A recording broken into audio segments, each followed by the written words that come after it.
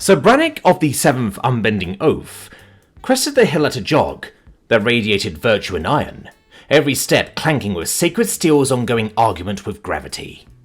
Below him lay Nibblenook, tidy roofs, a church bell, a square with a fountain, and a couple hundred villagers doing village things, carrying baskets, arguing gently about turnips, and confidently assuming the world was basically reasonable. Then the monster stepped out of the tree line, immense and methodical, his body bearing the layered scars of battles that had ended elsewhere, moving like a craftsman arriving at familiar work. It was enormous, horned, plated, and black as whetstone. It moved with the deliberate patience of something that had never once been told no. It swung one heavy arm, and the nearest cottage cracked down the middle, spilling chairs and startled chickens into the street. Children screamed. Dogs barked. Then the windows shattered outwards in glittering sprays, and whatever the village had believed about the world crushed with them. Sir Brannick slowed to a purposeful walk, because heroes did not run into legend. He drew his sword, a bright blade etched with law runes, and planted himself between the monster and the village, like a moral boundary. "Creature!" he called, voice ringing clean and clear. "In the name of the light and the law, I command you, stop! Withdraw! Or face judgment!" The monster turned what seemed to be his head. It regarded him the way a boulder regards a strongly worded protest. Sir Brannick raised the sword. Light gathered along its edge. This was the moment. Villagers would later whisper about it.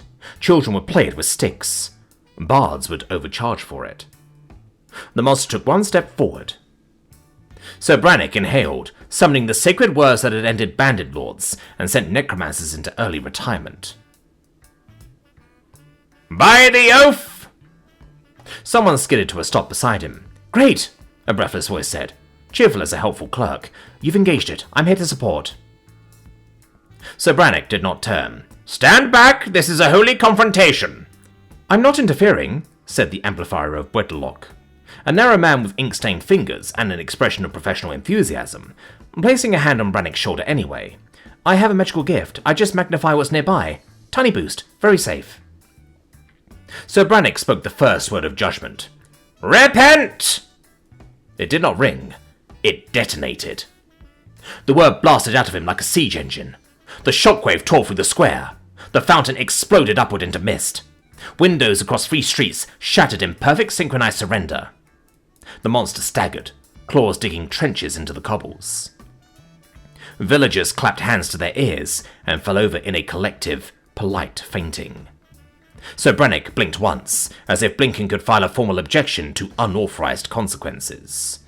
"Behold!" he declared, louder than he meant. "The voice of righteousness!" The monster shook his head, recovering, and lifted one arm again, and the sky darkened. "Oh no!" came a delighted, cheerful voice. "Not on my watch!" The Weather Witch of Saul arrived in a whirl of cloak and confidence, hair already billowing in wind that had not existed 2 seconds ago, her cat-like eyes already measuring the drama. She swept her gaze across the smoking cottage and the screaming villagers like a director surveying a stage. "Sweet Drizzlenook!" she cried. "Nibblenook!" a villager coughed from the rubble. "Nibblenook!" she cried again. "You need comfort! You need cleansing rain!" "Just a little," someone shouted. "Please!" "Of course," she said, her smile thinning slightly. She raised her hands. Clouds rolled in like a theatre curtain. Thunder rumbled. Rain began, heavy, immediate, and theatrical. Lightning forked down with the enthusiasm of a child learning to break things. Sir Brannick pointed his sword at the monster, trying to keep the moment intact. "Now, fiend, you will—" Lightning struck his sword. The amplifier, glowing with purpose, whispered, "Ooh, yes," and magnified it. The bolt became a pillar of white fire. The sword turned into an eager lightning magnet. A second bolt hit, then a third. The blacksmith's roof evaporated. The bakery's sign caught fire while submerged in rain, which was impressive in a way no villager was able to appreciate. "We surrender," a villager yelled into the gale. "Not to anyone specific, just in general." The monster, now smoking at the edges, looked less like a terror of the wild and more like someone trapped in a very aggressive demonstration. A circle was drawn in wet mud nearby. "I've got this!" shouted the summoner of Creates, a broad-shouldered figure whose belt of talismans radiated cautious optimism. "I will summon the perfect beast to counter it!" "Make it controlled," Brannick snapped, still smoking a bit from the lightning, blinking at the summoner. "Where did you come from?" "It will be precise," she promised, as if that were the clarification he'd been missing. She chanted. A portal opened. Out fell a giant squid. A full gigantic squid, glossy and confused, landing in the village square with a wet whoomp that crushed 3 market stalls, a cart of apples, and the mayor's will to live. The monster froze. For the first time it looked uncertain, as if it had prepared for swords and arrows and maybe a tasteful fireball, but not for an oceanic mistake of this scale. "That," the summoner said, staring, "is a translation nuance. I assumed land-based was implied." The squid flopped. The Weather Witch's wind gusted, delighted by the drama. The amplifier magnified the gust. The squid slid like a catastrophic bar of soap straight into the inn. The inn ceased to be an inn. Above the chaos, another man, clearly an outsider, climbed onto the chapel steps and raised his arms as if conducting the end of the world. "Creatures of sky and swarm!" boomed the beast speaker, voice cracking with inspirational sincerity. "Today you'll fight for destiny!" Birds, already panicking, took flight. Insects rose from the mud in a buzzing cloud of collective confusion. Brannick's face hardened. He looked at the beast speaker, sighed internally, and closed his eyes to offer a very small, very specific prayer to the light. "With honor!" the beast speaker cried, his voice growing hoarse. "With sacrifice!"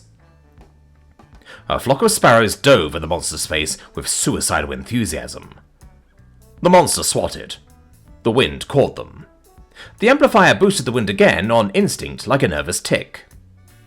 The sparrows became tiny feathered projectiles and, tragically, achieved accuracy in the wrong direction, peppering villagers, windows, and one unfortunate cow with heroic speed. "They're so brave!" the beast speaker wept. "They're sparrows!" someone cried. "Nobody asked for sparrows!" Then yet another figure burst into the square, eyes wide, hands already grabbing villagers by the elbows. "I can save everyone!" yelled the fuzzy teleporter of Vets. "Hold still!" "Yes," sobbed a woman clutching her child. "Take us anywhere safe, anywhere but here." He nodded fervently. "Safety is my specialty." Snap! They vanished. They reappeared halfway into a stone wall. The wall adjusted with a faint crunch. The teleporter winced. "Okay, still alive, technically. Next!" Snap! 2 villagers appeared upside down inside a tree. Their legs kicked. Then they didn't. Snap! 4 villagers reappeared embedded in a statue of Saint Niblet, which suddenly had screaming cheeks. Snap! 6 villagers appeared 6 feet underground for protection, their pounding and muffled screams fading as the soil settled. Meanwhile, the monster, dripping rain, scorched, and now watching a giant squid demolish architecture while sparrows achieved martyrdom, took a slow step backward. It raised one claw cautiously, like it wanted to ask a question. No one noticed because Brannick was still talking. "This is what happens," he declared, voice stubbornly heroic over the thunder. "When evil challenges order!" Lightning struck again, amplified again. The last intact house folded into itself like a sad letter. The Weather Witch clapped. "The atmosphere here is stunning!" The summoner tried again. Another portal opened. Something enormous looked through, saw the situation, and withdrew immediately, like a hand touching a hot stove. The beast speaker screamed, "More honor!" and sent thousands of innocent insects into a frenzy that attacked everyone equally, as true impartial nature intended. The teleporter, sweating with effort, snapped villagers into carts, chimneys, and once, tragically, into the squid, who did not deserve any of this. And the amplifier, smiling, devoted, certain, kept turning every mistake into a masterpiece of disaster. By the time the rain eased and the lightning tired of being helpful, Nibblenook was gone. Not ruined, erased. A crater of mud, splinters, and scattered heroism. No rooftops, no square, no villagers above ground, only silence, punctuated by faint knocking from beneath the earth, and the squid sagging nearby, leaking a thin, defeated cloud of ink.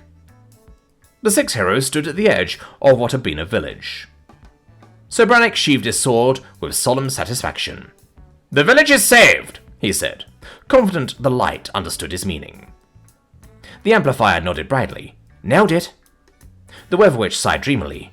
"The resilience of the villagers is remarkable. They weathered it beautifully." The summoner said, "Next time I'll specify non-marine." The bee speaker saluted the empty sky. "My lovely little warriors, they died with honor." The teleporter smiled, shaky but proud. "Everyone is technically alive somewhere." Across the crater, the monster stood alone. Alive, smoking, staring at the heroes with an expression that could only be described as a creature realizing it was no longer the worst thing in the room. It looked at the crater. It looked at them. Then, slowly, it turned around and walked back into the forest, crossing a small wooden sign which read, "Welcome to Nibblenook, Hero Protected Community."